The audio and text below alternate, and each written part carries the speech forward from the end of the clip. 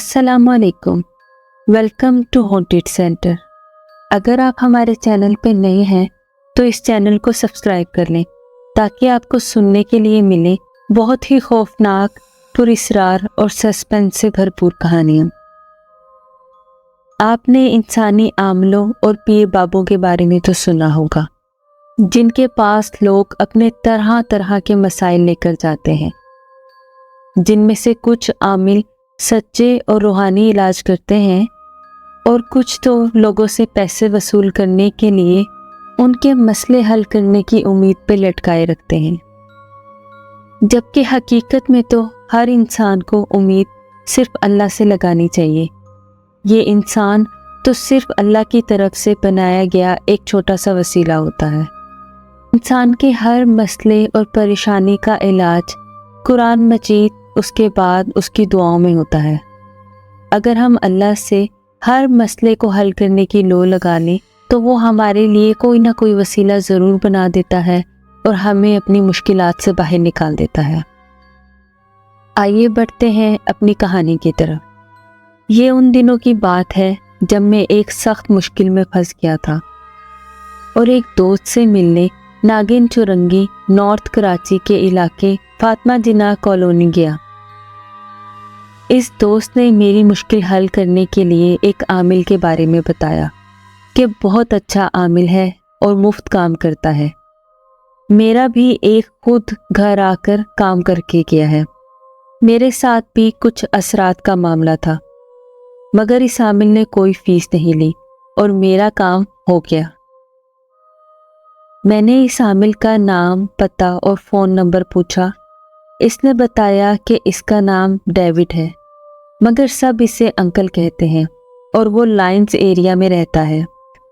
मैंने इसकी मिन्नत समाजत करके इसको अपने साथ चलने पर आमादा कर लिया और अगले ही दिन हम इस आमिल से मिलने लाइंस एरिया जा पहुँचे। आजकल जहाँ सदर से न्यू टाउन तक जो पुल बना हुआ है वो लाइंस एरिया के इसी इलाके को तोड़कर बनाया गया है जहां हम इस आमिल से मिलने गए थे। मेरे दोस्त ने मेरी मुलाकात इस आमिल से करवा दी। वो एक दुबला पतला सा शख्स था, चेहरे पर चश्मा लगाया हुआ था।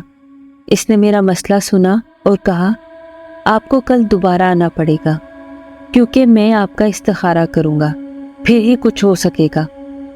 मैं वहाँ से वापस आ गया और अगले दिन फिर उसके पास जा पहुँचा।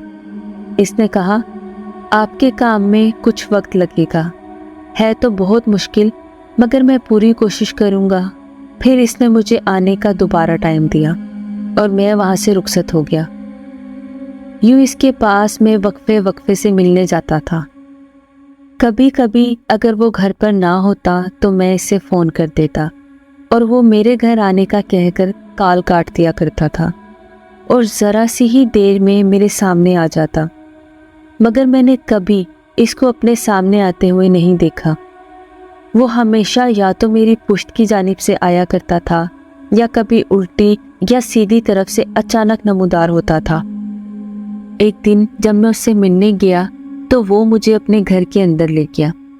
जब हम इसके घर के अंदर जाने के लिए इसके घर के करीब पहुँचे तो वो दरवाज़ा खोलने के लिए आगे बढ़ा और इतनी जल्दी से दरवाज़ा खोला कि ताला खोलने का पता ही नहीं चला।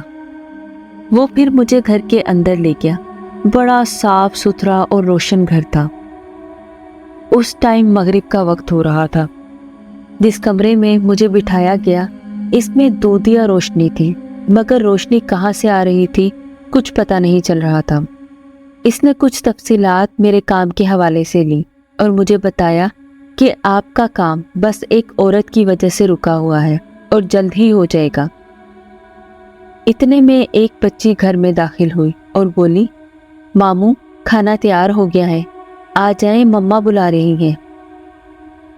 उसने कहा, यहीं ले आओ, और कुछ देर में वो बच्ची खाना और पानी लेकर आई।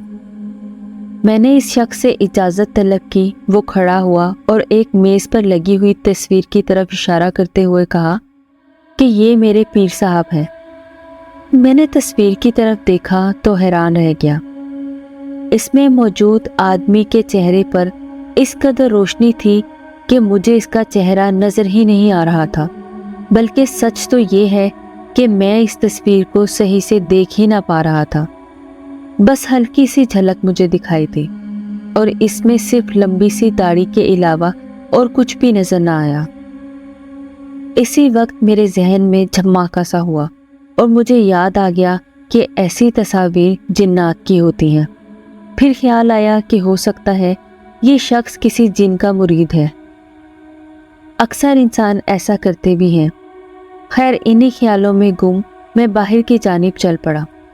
دروازے کے قریب اس عامل نے کہا کہ اگر آپ چاہیں تو تصویر کے پاس کچھ نذرانہ رکھ سکتے ہیں، مگر زبردستی نہیں ہے۔ آپ کے دل کی خوشی ہو تو ایسا کر دو۔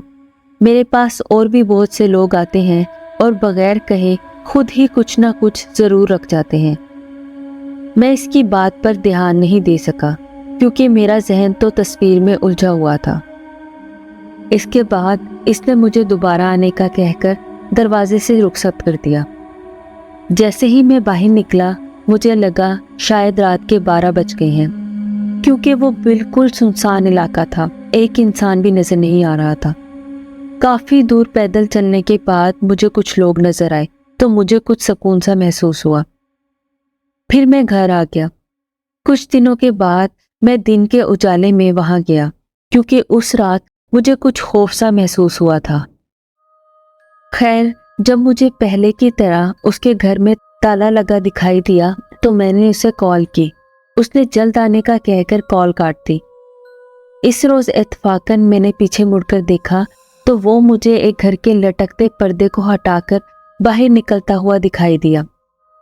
باہر آ کر وہ پھر اسی گھر کی طرف لے چلا، اور اس روز بھی باوجود کوشش کے اسے تالا کھولتے ہوئے میں نہ دیکھ سکا۔ جب ہم گھر میں جا کر بیٹھ گئے تو کچھ ادھر ادھر کی باتوں کے بعد اس نے مجھے کہا کہ آپ سے آج مجھے کچھ ضروری بات کرنی ہے۔ میں نے کہا بولیں۔ تو اس نے کہنا شروع کیا کہ میں ایک عیسائی عورت کا ملازم ہوں جو ڈیفنس میں رہتی ہے اور امریکہ کی رہائشی ہے۔ وہ یہاں کسی کام سے آئی تھی اور اب واپس جانا چاہتی ہے۔ میں چونکہ اس کا ملازم ہوں لہٰذا وہ جہاں بھی جائیں گی مجھے اس کے ساتھ ہی جانا پڑے گا۔ میں آپ کو پہلے ہی بتا رہا ہوں کہ میں جلد ہی یہاں سے چلا جاؤں گا اور کوشش کروں گا کہ آپ کا کام جلدی سے کر دوں۔ اتنے میں وہی بچی دوبارہ آئی اور اسے گھر چلنے کا کہا۔ اس پر وہ شخص جانے کے لیے اٹھ کھڑا ہوا اور مجھے رخصت کر دیا۔ چند دنوں بعد جب میں دوبارہ اس سے ملنے کے لیے پہنچا اور اسے کال کی تو اس کا فون آف تھا۔ وہ مغرب کے بعد کا وقت تھا۔ میں بڑا پریشان ہوا اور ادھر ادھر دیکھا مگر وہ کہیں نظر نہ آیا۔ آخر کار میں نے کسی سے اس کے بارے میں پوچھنے کا فیصلہ کیا۔ ارد گرد نظر دوڑائی تو سامنے ایک بزرگ آتے دکھائی دیے۔ میں نے آگے بڑھ کر ان سے سلام کیا اور اس عامل کے گھر کی طرف اشارہ کرتے ہوئے پوچھا کہ یہاں جو صاحب رہتے ہیں وہ کہاں مل سکتے ہیں اور کب تک آ جائیں گے۔ اس بزرگ نے بڑی حیرانی سے سر سے پاؤں تک مجھے دیکھا اور دوسری بار ذرا غصے سے دیکھا، اور پھر جواب جو انہوں نے دیا اسے سن کر میرے پاؤں کے نیچے سے زمین نکل گئی اور مجھے اپنی سماعت پر یقین نہیں آیا۔ مجھے لگ رہا تھا کہ وہ بزرگ مجھ سے مذاق کر رہے تھے۔ انہوں نے جو کہا میرے لیے کسی دھماکے سے کم نہ تھا۔ وہ کہہ رہے تھے، بیٹا کیا تیرا دماغ خراب ہو گیا ہے یا تو مجھ سے مذاق کر رہا ہے؟ مجھے کچھ سمجھ نہیں آ رہا تھا۔ وہ بولے، جس مکان کی تو بات کر رہا ہے وہ تو پچھلے 30 سالوں سے خالی پڑا ہے، اس میں تو کوئی رہتا ہی نہیں، ذرا مکان کی طرف تو دیکھ۔ میں نے جب ان کے کہنے سے مکان کی طرف دیکھا تو دنگ رہ گیا، کیونکہ جو مکان میں ہر مرتبہ صاف ستھرا اور روشن دیکھتا تھا وہ آج ویران کھنڈر لگ رہا تھا۔ میں سوچ میں پڑ گیا کہ آخر میرے ساتھ ہوا کیا تھا۔ کیا وہ عامل واقعی انسان تھا یا پھر وہ کوئی اور مخلوق تھی؟ اس کے واپس جانے کی اطلاع کیا تھی؟ میں بالکل حیران و پریشان اپنے ذہن میں ہزاروں طرح کے سوالات لے کر واپس گھر آ گیا۔ جب بھی میں اس سے مل کر گھر سے باہر نکلتا تھا تو لوگ مجھے کیوں نظر نہیں آتے تھے میں نے اس کے موبائل نمبر پر رابطہ کیا لیکن مجھے کوئی جواب موصول نہ ہوا۔ آج تک مجھے ان سوالوں کے جواب نہیں مل سکے کہ وہ کون تھا